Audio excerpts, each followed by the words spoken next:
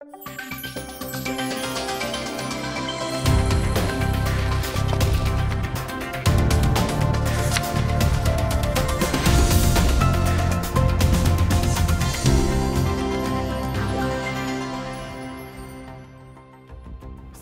بینەرانی ئازیز، کێشەی کورد و فەڵەستین دوو کێشەی پڕ ئاریشەن لە خۆرهەڵاتی ناوەڕاست و جیهانی ئیسلام. بە درێژایی سەدەی بیستەم ئەم دوو کێشەیە چارەسەر نەکراون تاکو ئێستاش لەو پەڕی ئاڵۆزیدەن. ئێمە لەم بەرنمەیەدا هەوڵ دەدەین تیشک بخەینە سەر ئەوەی ئایا کێشەی فەڵەستین مەرکەزیترە لە کێشەی کورد یاخود هەردووچیان دوو کێشەی وەگێکن. بۆ باسکردنی ئەم بابەتە میوانداری زۆر بەڕێز دکتۆر سەلام عەبدولکەریمم کردووە. دکتۆر بەخێربی. سپاس دەکەم کاکسوان. حەزەکەم بە شتێکی مێژوو دەست پێ بکەم بەڕێزی شت پسپۆڕی لێ مێژووە. فەڵەستین لە پێش هاتنی ئیسلامیش لە دوای هاتنی ئیسلامیش تاکو ئێستاش ڕۆژێک لە ڕۆژان دەوڵەتێکی سەربەخۆ نەبووە، واتە کیانێکی سیاسی سەربەخۆ نەبووە ناوی فەڵەستین بێ. ئەلبەت کوردیش بە هەمان شێوە. بەڵام لە ئێستادا سیرەکەین هەموو جیهانی ئیسلام ماف ئەدەن بەوەی کە ئەبێ فەڵەستین دەوڵەتی هەبێ. بەڵام لە ناو عالەمی ئیسلاما کەسێک نییە بڵێ ئەبێ کوردیش دەوڵەتی هەبێ. لە کاتێکە کورد زیاد لە 40 تا 50 ملیۆن وەک باسەکرێ و زیاتریش، فەڵەستین بە هەمووی 7 ملیۆن نابێ. پێت وایە ئەم مقارەبەی من ڕاست بێ؟ بەناوی خۆی گەورە میهرەبان، سڵاو ڕێز بۆ بینەران و بیسەرانی بەرنامەکەتان و کەناڵەکەش. لە ڕاستیە ئێمە پێویستمان بۆیە بگەڕێنەوە بۆ ناو ئەو تێگەیشتانەی کە ئەم پرسانە مەسەلەن پێشنیاز دەکەن. ئێمە دەزانین کە دوونەتەوە فەڵەستینیەکان کە وەکو بەشێک لە جیهانی عەرەبی و کوردی ژۆک و نەتەوەیەک بە درێژایی قۆناغە مێژووەکان بە تایبەتی کوردەوە مێژووکەی دیارە، فەڵەستینیەکانیش لە دوای دامەزراندنی دەوڵەتی ئیسرائیل و 1940 تاوەکو ئێستا خەباتیان لە پێناوی مافەکانی خۆیانە بەردەوامە. ئەم دوو نەتەوەیە فەڵەستینیەکان و کورد دوو نەتەوەی قوربانی بەشێکی زۆری ئەو پرۆژە و سیاسەتە ئیمپریالیانەی کە لە دوای ساکس بیکۆ ئەم ناوچەیە گرتووەتەوە و بەشێکیشی ململانی ناوخۆیی خۆیان، قوربانی و ململانی ناوخۆیی خۆیانن کە بەریەکەوتنی هەبووە لە سەرنجامی سەرهەڵدانی تەوژم و جوڵانەوە سیاسی و ئاینی و ئایدۆلۆجیەکان فکریەکان کە لە ناوچەکەیە هەبووە. ئەمە ڕێژەی ژمارەی دانیشتوان یاخود کۆنی و نوێیی نەتەوە یاخود دەوڵەتیان نەبووە نابێتە پاساوێک بۆ ئەوەی کە ئایا کێشەی کورد سەنتەرە یاخود کێشەی فەڵەستین کامیان لە پێشتر سەنتەرە. ئێمە بابەتەکە پەیوەندی بە نەتەوە بێ دەوڵەت و بێمافەکانەوە هەیە لە دنیای ئێستایا. ئەمانە ئەبێ ئێمە لە چوارچێوەی بارودۆخە سیاسی و ئابووری کۆمەڵایەتیەکانە لێکدانەوەیان بۆ بکەین کە بۆچی ئەم نەتەوانە نەبوون بە دەوڵەت و ئەم نەتەوانە بۆ نەیانتوانێت بە مافەکانیان بگەن. ئەوەی کە هەیە وەکو کورد لە ناو چوارچێوەی ئیمپراتۆرەتی عوسمانی دواتر کە ئیمپراتۆرەتی عوسمانی هەڵەوەشێتەوە ڕوخێ و بەرەنجامی جەنگی یەکەمی جیهانی و پێش ئەوەش کە پەر لەوەی کۆتایی پێبێت جەنگ لە سایکس بیکۆ هەتاوەکو ئێستا وڵاتانی زلێسکە خاوەنی بڕیاری جیهانی بوون، ئامادە نەبوون بەڵێن بە کورد بدەن یاخود ئەو بەڵێنەشی کە دایوانە پەشیمان بوونەتەوە. کورد سەرباری ئەوەی کە نەتەوەیەکی مافخرا و چەساوە بووە، خاوەنی ماوە لە ڕووی ئاینی و لە ڕووی دنیاییشەوە کە دەوڵەتێکی بۆ دابمەزرێن و ئەو خەباتانەشی کە هەبووە لە ناویان بردووە. ئەوەیشی کە فەڵەستینیەکانە بۆ خۆت ئەزانی، یعنی ئەو قۆناغە خوێناویانەی کە بە مێژووی فەڵەستینیەکانە هاتووە ئێستا هاتۆتە سەر ئەوەی کە دەوڵەتی ئیسرائیل تاوە دامەزراوە بە ئەمری واقع چۆن وا بکرێت کە دەوڵەتێکیش بۆ فەڵەستینیەکان. ئەلبەت بەشێکی لەسەر سنوور کێشەیانەیە، هەم فەتەح هەم زوتنەوەی حەماس، ئەو سنوورانەی کە وردە وردە گۆڕانکاری تیاکرا دوای دامەزرانی دەوڵەتی ئیسرائیل بە پشتیوانی ئەمریکا و خۆر ئەو وڵاتانی ئەوروپا، بەشێکیان ڕازی نین کە ئێستا سنوورێکی کەماوەتەوە بۆ فەڵەستینیەکان یاخود کێشە لەسەر پایتەختەکەی کە قودسە و هەرێکە بە مڵکی خۆی ئەزانێ. ململانیەکان لەسەر ئەوەی ئێستا یعنی خۆر ئاوا و ئەمریکا و ئیسرائیلیش ئامادە نین ئەو بەشەی کە ماوەتەوە لە فەڵەستینیەکان باشە دکتۆر دەوڵەتێکیان هەبێ. بە زۆر نەچین تەفاسیلی فەڵەستینەوە من ئەمە مقارنەکە بکەم. ئێستا ئێمە متتەفقین لەسەرەوەی کێشەی کورد بەلانی کەمەوە وەک کێشەی فەڵەستینیەکان کێشەیەکی یاخود مافێکی ڕەوایە باشە. بەڵام سیرەکەین هەموو جیهانی ئیسلام ئەگەر بڵێم هەموو جیهانی غەیرە ئیسلامیش کۆکن لەسەرەوە بێ شەڕ ئەەکەن لەسەرەوە بێ فەڵەستینەکان خاوەنی ماف و نەتەوەی خۆیان بن. بەڵام هیچ لە دەوڵەتان یا لە نەتەوە ئیسلامیەکان لە عەرەب لە فارس لە تورک لە ئەفغانی لە پاکستانی چوزانم لە هەمووی ڕۆژێک لە ڕۆژان باسییان نەکرد کە کورد دیش مەزڵومن و مافخوراون ئەبێ خاوەنی ماف بن. ئایا کێشەکە لە مەسەلەکە دینیە کە ئێمە سەر بەسەر سێ وڵاتی بەناو موسڵمانین ئەوانیش جوولەکەن یاخود مەسەلە چییە بۆ ئێمە بووینە چوزانمانین زەر نەقوتە فڕێدراوەکە چی ناوانەی ناو بنیانی خۆی ئەم گرفتە گرفتێکی ئالۆزە کاک سۆران بەشێکی پەیوەندی بە و تێگەیشتنە هەڵەوە هەیە کە جیهانی ئیسلامی نەتەوەکانی جیهانی ئیسلامی بەرامبەر بە کورد هەیەە سەربارەی ئەوەی کورد نەتەوەیە کە لە ناو شارستانێتی ئیسلامیا ڕۆڵی گەورەی هەبووە لە ناو مێژووی دەوڵەتسازی ئیسلامیا ڕۆڵی سەرەکی هەبووە و قوربانی زۆریشی داوە بۆ پاراستنی شوناسی دەوڵەتی ئیسلامی یاخود خلافەتی ئیسلامی شارستانێتی ئیسلامی کە کولتورێکی دوور و درێژ و دەوڵەمەندی هەیە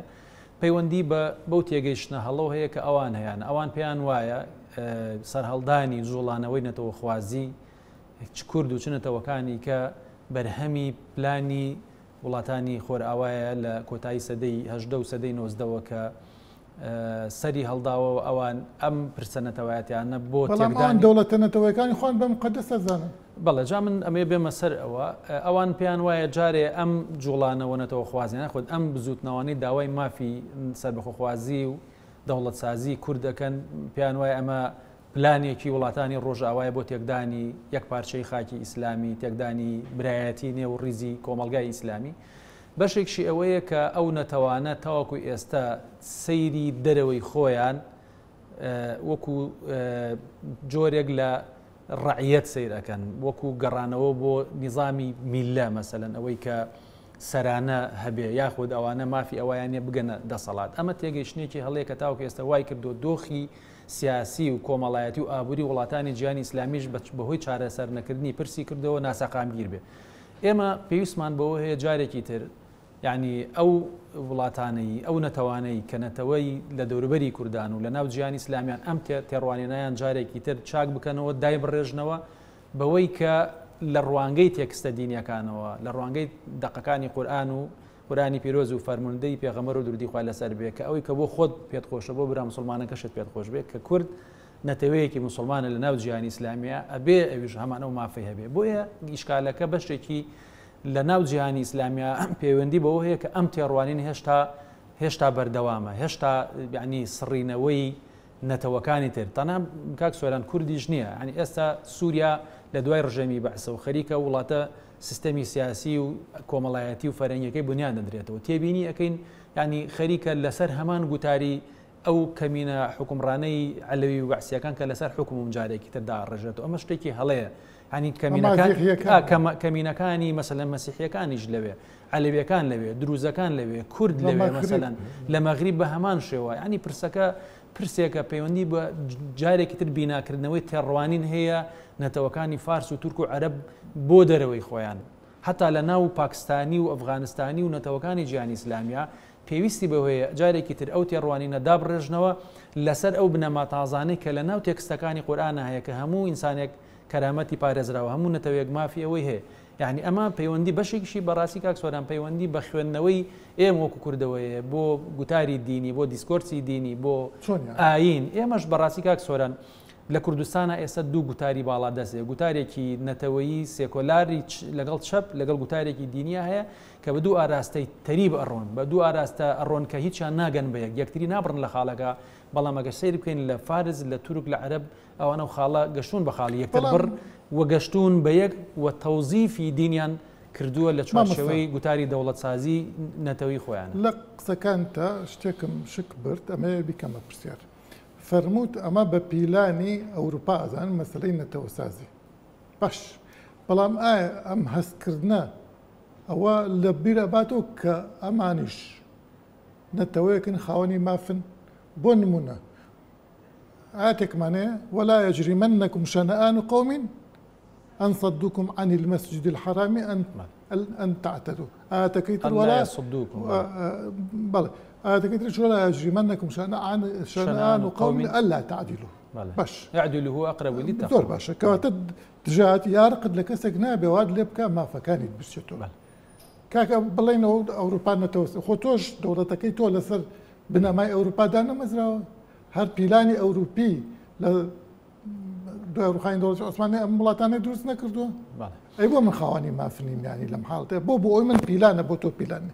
کاکە مافن بەری لە ناو وڵاتەکەی خۆتە بمکە بە ئینسان ئێستاش کوور لە تورکیا ناتوانێت بکوژێت کابرا لەم ڕۆژانەیە دەچێک لە گۆرانی بێژە بەناوان کرد ئەی لە ناو ڕێگا ڕێشماوە شمشاڵ فیکەم لیاوە بە گۆرانی کوردی هەرچی لە شێتێکیان شکان و تۆ چۆن فیکە بلێ بۆ گۆرانی کوردی بەشێکی کاک سۆران بەشێکیشی ینی بەشێکی ئەو نەتەوانە ڕاستە مەسەن ئێستا بۆ لە ناو دەوڵەتی عوسمانیا هەتا ئەرمەنەکان هەتا وەکو وەسەلەن ئەو جوڵانەوەتەوە خوازیانە لە ئەوروپا سەری هەڵ نەدابوو ئەرمەنەکان لە ناو دەوڵەتی عوسمانی پێگەی خۆیان هەبووە لە دەوڵەتا بەشدار بوون ڕاستە مەسەن لە ناو نیزامی میلایە بوون بەڵام بەراورد بە قۆناغی دواتر تەنانەت وڵاتە ئەوروپیەکان لە مؤتەمەری بەرلین و سانستیڤانە جیان هێشتن هەتا مەسەلەی کوشتاری ئەرمەن کە لەسەر قۆناغێکی لەسەر دەستی سوڵتان عەبدولحەمید دووەم 1994 بۆ 96 و لەسەر دەمی کۆمەڵی اتحاد و تەرەقی لە 1950 تا 70 ئەنی بەرئەنجامی ئەو جێهێشتە بوو کە هەم رووسیا لەلایەک هانیدان هەم بەریتانیا و فەڕەنسا هانیان بەڵام پشتیشیان تێکردن بەشێکی کوردیش هەر ئەوەیە کاک سۆران یعنی ئێمە ئێستا هەر تەنها جیهانی ئیسلامی نییە بڕای بە مافەکانی کوردنی ئەوە بەشێک لە ئەوروپا و لە ئەمریکا و لە خۆراوەش ئەوان تەنها لە ڕوانگەی یعنی بنەمای پراگماتیزمی خۆیانە سوودگەرایی خۆیانە مەسلەی دەستکەوتنی وزەی جیهانیە کە هەرێمی کوردستان و مەنتیقە کوردیەکان لە 4 پارچەی کوردستان وزەیەکی گەورەی نەوت و غازی سروشتی دەدای مامەڵەکەن ئەمە بابەتەکە پەیوەندی بە داڕشتن و تێڕوانینەوەیە جارێکی تر ئەو بیرکردنەوەانە پێویستە لە جیهانی ئیسلامیش کە ئێستا پرسیارەکە تایبەتە بەوە دابڕێژرێتەوە کە تەنها نەتەوە سەردەستەکانی تورک و عەرەب و فاز لە ڕوانگەی دیدە قورئانیەکەشەوە مافی حکومڕانیان نییە مافی هەموو ئەو مافە سیاسی و ئابووری و کۆمەڵایەتی و فەرەنگیانی هەیان بێ نەتەوەکانی تریش هەتا کەمینەکانیش مافی ئەوان نیە بەتایبەتی کە ئێستا قۆناغەکە گۆڕاوە دەوڵەت لەسەر بنەمای دەستور لەسەر بنەمای مەدەنیەت لەسەر بنەمای مافەکانی مرۆڤدا مەزرێ پێویستە ئەم تێڕوانینانە دەستکاری بکرێت جارێکی تر دووبارە دابڕژرێتەوە بۆ ئەوەی سەقامگیری سیاسی ئێستا ئەگەر تێبینیگەن کاک سۆران لە عێراق و لە ئێران و لە سووریا و لە تورکیاشە پرسی کورد لەبەرەوەی چارەسەر نەکراوە دۆخی سیاسی نەیتوانێت سەقامگیری بەخێوە ببینێ ئەمە بە چارەسەربوونی پرسی کورد بە دەسەبردبوونی مافەکانی کورد لەو دەوڵەتانە ئەو دەوڵەتانە توانایی پاراستنی یەکێتی سیاسی و کۆمەڵایەتی و ئابووری فەرەنگی خۆیان زیاتر ئەبێ بە پێچوانەشەوە بە جەسەنە زیاتر فەرامۆشکردنی پرسی کورد زیاتر ناسەقامگیری سیاسیە ئەم تێگەشتنەیە وای کردووە کاک سۆران بە کورتی ئەم تێگەیشتنە تاوەکو ئێستا لە جیهانی ئیسلامی نەتەوە سەردەستەکانی جیهانی ئیسلامی بە تورک و عەرەب و فارس و نەتەوەکانی ترەوە نەیانتوانیوە ئەو تێڕوانینە بگۆڕن کە ئەو مافانەی بۆ خۆیان بەڕاوای ئەبین وەکو نەتەوەی سەردەست بۆ نەتەوەکانی تریش بە کەمینەکانیش بەڕەوای یەک مقارنە لە بینی فەڵەستین و کوردا بکەم بۆ تێگەشتنی زیاتر لە ئەنجامی ئیتراعم بەسەر کۆمەڵە کشتە بۆ نمونە کورد ئازادی زیاترەیە عەرەب لە ناو فەڵەستینە لە حاڵی حەزر لە ڕووی زمانەوە لە ڕووی دینەوە لە ڕووی تعبیرەوە کورد زۆرترا کورد 40 ملیۆنە فەڵەستین 5 ملیۆنە کورد 400,000 کیلۆمەتر دووجایە فەڵەستین 50,000 کیلۆمەتر دووجایە کورد لە ساڵ 95 موسڵمانە فەڵەستینەکان بە فەڵەستینی عەرەبەکان لە ساڵ 70 موسڵمانە یەکتر مەسیحی و دورز و جوولەکەن یعنی ئەم هەموو شتە بۆچی منی کورد نابێ موسڵمان بم ئەوی فەڵەستینی کێشەکەی ئیسلامی بێیانی هەر لە بەرەوەی قودسیت یا لە بەرەوەی عەرەبن ئێمە بەشێکی کاک سۆران وەک چۆن ئەو تەوژمە بەس ئێمە مافی قسە کرد مەسەن لە ئێران لە تورکیا لە سووریا کوردیش لە عێراقیش بەر زایفی دەوڵەتی عێراق بۆتە خاوەنی کۆمەڵێک مافی یعنی چیت هەیە خۆی پەیوەندی بە چێوە کاک سۆران پەیوەندی بەوە هەیە کە ئەم نەتەوانەی کە نەتەوەی سەردەچن لە وڵاتانی جیهانی ئیسلامیە کە کورد دابشکراوە بەسەر وڵاتەکانیانە بێگومان جارە دابشکاریەکە کاک سۆران دابشکاری جیهانی ئیسلامی خۆینەوە دابشکاری جیهانی ئەوروپا و ڕۆژاوا بۆ لە سایکی زبیکۆ و دواتر لە لۆزان و هەتاگاتە ڕێکوتەنامەکانی تر لە دواییە ئەمە بەشێکی ینی بەرکەوتەکە بەرکەوتی ئەو ڕۆژئاوایە سیاسەتی ڕۆژئاوایی بۆ لە سەراستی جیهانی و ناوچەی کە کورد دابشکرا بەسەرنە بەشێکی تریشی پەیوەندی بەوەی ئێمە بەشێکی خۆشمان دابڕاوین لە جیهانی ئیسلامی ئەوەی کە گوتارە نەتەوەی و چەپ و سێکۆلارەکەیە بڵێن بە ئاراستەی دابڕان لە جیهانی ئیسلامیە ئەوەشی کە گوتارە ئیسلامیەکەی لە ناو کووردا کاک سۆران ڕادەی پەیوەندیەکانی لەگەڵ نەتەوە سەردەستەکانی جیهانی ئیسلامی ڕادەی پەیوەندی لەگەڵ بزوتنەوە سیاسیە دەسەڵاتدارەکانی جیهانی ئیسلامی نەگەشتوتە ئاسێک بتوان قەناعەتێک لە لایوان دروستکەن بۆ ئێستا لە سووریایە بەس ئەحمەد شەرع لەسەر حکومە باشە ئەنی ئەو دەوڵەتە داڕێژرێتەوە کۆمەلگایە داڕێژرێتەوە سەیری کە مەسەن ئێمە پشگیری زۆرێ لە هەرێمی کوردستان زۆر ئاسایە ئەمە لەسەر ئاستی ئاینی پەیوەندی ئاینی لێکی بیتەوەما لەسەر ئاسی سیاسی بەو شێوەی کە نەگاتە لە دەرەوەی بەرژەوەندی باڵای نەتەوەی نەبێخوا نەخواسەوەکو ناپاکی نەتەوەی ئەوە ئەمە شتێکی ئاسایە بەڵام ئەمە زۆر گرنگە ئەو پەیوەندەی کە هێزە ئیسلامیەکان لە باشووری کوردستان لە هەرێمی کوردستان هەیەە لەگەڵ هەر پارتێکی سیاسی لە ئێران لە تورکیا لە فەڵەستین لە سووریا لە عێراق ئەبێ لەسەر بنەمای دروستکردنی جۆرێک لە تێگەیشتنی دروستی ئەو نەتەوە و هێزە دەسەڵاتدارانە بێ بۆ دانان بە پرسی کووردا وەک چۆن ئەخیر ڕستەباتە وەک چۆن هێزە سیاسیە کانی باشووری کوردستان لە ڕووی سێکۆلار و چەپ و نەتەوەی پەیوەندیەکانن بە دنیای دەرەوە ئەبێ لەسەر بنەمای دروستکردنی جۆرێک لە قەناعەت و هاوسۆزی بێ ئێمە ئەتوانین با پرسیارەکەم بیر نەچێت گرنگە بەلامەوە من پێم وایە ئەو قسەی بەڕێزت بەم شێوەی لێ بکەم هەر لە سەردەمی شۆڕشە ئەیلوولەوە خوا لێ خۆشببوو مستەفا بەرزانی پەیوەندی کردە بە وڵاتانی عەرەبیەوە خوا لێ خۆشببوو مام جەلال لە شەستەکانە چۆتە لای جەمال عەبدولناسر و چێوچێ لە دوای ئەوە لە دوای شۆڕشی 76ەوە خۆ ئاشکرایە مام جەلال خۆی لە سووریا بووە یعنی کە مزەکەراتەکان خوین تۆ لەگەڵ هەموو منەظەمەی تەحریر و فەڵەستینی و هەموو چەپە عەرەبەکان دۆستایەتی زۆریە بووە کێشەی کوردی بۆ باس کردوون ئەنجا تاکو ئێستاش ئیسلامیەکانیش بە هەمان شێوە بەڵام مەسەرەن هەر یاسر عەرەفات کە زۆر دۆستی مام جەلال بوو ڕۆژێک لە ڕۆژان بینیت باسی بەلانیکەم و ئەنفال بکە نەک باسی کورد بکە یعنی پێتوانی ئەمە بمبرە جەلدی ذاتی خۆمان دەکەین زۆرتر لە کاتێکە پێم وایە کورد هەوڵی زۆریان ناوە بۆی کە عەرەب تێیان بگە زای چۆنەکە سۆرن ئەمە تەنها هەر پەیوەندی بە جیهانی ئیسلامیەوە نییە ئەگەر سەیری نوخبە لیبراڵەکان و ئەوانەی بڕۆیان بە سێکۆلاریزم و بە دەوڵەتی مەدەنی و بە دیموکراسیەت هەیە لە سووریایە پێش ڕۆخانی ڕژێمەسە بوران غلیون کە دیارترینیانە بڕۆی نەبوو بە مافی کورد لە ناو هێزی ئۆپۆزیسیۆنی سووریا ئەمە من هەمووی ئەبەسمەوە بەوەی کە جارێکی تر پێویستە تێڕوانینی نەتەوە سەردەسەکانی جیهانی ئیسلامی بۆ دەرەوەی خۆیان بۆ نەتەوەکانی دەرەوەی خۆیان بۆ کەمینەکانی دەرەوەی خۆیان کە لەگەڵیانە ئاژین لەنا ئەوم کۆمەڵگەیانە ئەبێ بگۆڕێ باشە تۆ ئەو تێگەیشتنە نەگۆڕی ناتوانانی جارێکی تر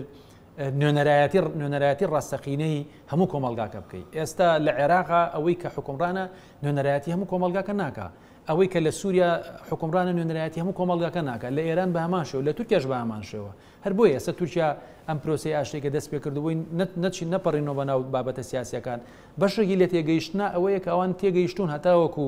ئەو پێکدا چوونە کۆمەڵایەتی دروست نکاتەوە لە بینی کورد و تورکا تا تازەترین لێدوان ئەمڕۆ ئەردۆگان ئاماژە پێیاکە کەس ناتوانێت کورد و تورک لێک جاکاتەوە ناتوانێت لە بەرامبەر و پلانانەی کە لە دەرەوە هەیە بۆ تێکدانی یەک پارچەی تورکیاش بپارێزرێ بۆیە پێتوانێت و جۆرێکە لە خەڵەتاندن ئەزین چۆنە ئەگەر خەڵەتاندن بێت جوڵانەوەی سەربەخۆخوازی کورد جوڵانەوەی مافخوازی کورد بەردەوامە بێ سروشتی نەتەوەی کورد هیچ هێزێک نەیتوانیوە تا کۆتایی بۆ بەڕێکردنی کات ئەوە شتێکی خراپە ئەگە بەڕێکردنی کات بێ بەڵام ئەگەر ینی تێڕوانینێکە لە لێکدانەوەی عەقڵانیەوە لە لێکدانەوەی بەرچاوگرتنی ڕاستی مێژویەکانەوە بێ ئەمە شتێکی گرنگە بێ بۆ تورکیاش زیاتر ئەتوانێت جیهانی ئیسلامی لە عێراقا يعني العراق تو اگر شيعەکان يعني واقعیتر معاملە نەکەن ناتوانن بەو شێوە لە دەسەڵاتا بمێنەوە لە سووریا کە ئێستا ئەحمەد شەرع کە بەداخەوە بەشێکی زۆر ئیجراءات و ڕێوشوێنەکان بە ئاراستەی دوورخستنەوەی نەک کوردەم و پێکاتەکانە لە پرۆژەی بڕیارسازی هەر عەرەبەکانیش غەیری جەماعەتی خۆی بەڵێ ینی ئەوە ئینەکی دینیە زیاتر لە ئێرانیشە بە ئەمانشەوە بۆی پێویستە جیهانی ئیسلامی جارێکی کە ئەو تێڕوانینانەی بۆ نەتەوەی کورد و نەتەوەکانی تر و پێکاتەکانی تر و کەمینەکانی تر بگۆڕێ گینا ناتوانێ و هەر ئەمەشە زەرێکی گەورەیاوە لە بیانودان بە دەست وڵاتانی زلێزەوە بۆ دەستوەردان لە جیهانی ئیسلامی دیارە وڵاتانی خۆرا و ئەمریکا ئەوروپا لە پێناوی بەرژەوەندەکانی خۆیانە مەسەن دەستوەردانیان لێ دەوڵەتی عوسمانی و لە ناوچەکە کردووە بەڵام بەشێکی ئەو داخرانە دینی و ئەو داخرانە کولتوری و فەرهەنگی نەتەوە سەردەسەکان بە بەرامبەر بە مافی نەتەوەی کورد و نەتەوەکانی کە وای کردووە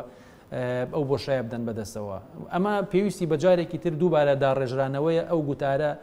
دەسەڵات خوازیە هەیە ئەو گوتارە کۆمەڵایەتی و فەرەنگی هەیە کە پێویستە بنەمای پێکەوە ژیان بنەمای قوبوڵکردنی مافی نەتەوەکانی کە خۆ ئێستا کورد لە تورکیایە لە سووریایە یعنی بەدەر لە هەرێمی کوردستان کە ڕێفراندۆمی کرداویست ئەوان داوای سەربەخۆیی ناکەن داوای جۆرێک لە لامەرکەزیەتەکەن داوای مافی فەرهەنگیەکەن پێیان ڕاوانە تورکیا داوای لامەرکەزیەتیش ناکە پەیامەکانی خۆسەر بڵێ ئەوەی کە پەیامەکانی ئێستا باسی ئەوش ناکە باسی دیموکراسیەتەکە بۆ گەلانی بەڵێ ڕاستە بە پێویستە و تێڕوانینە من جەختی لە یەکەمەوە پێویستە بگۆڕێت چکە ئەو تێڕوانین نەگۆڕێت ناتوانێت ئەنجا ئەمە بەڕاستی کاک سۆران تێڕوانینە بمبورە لە چۆ بگۆڕێت ئەو تێڕوانینە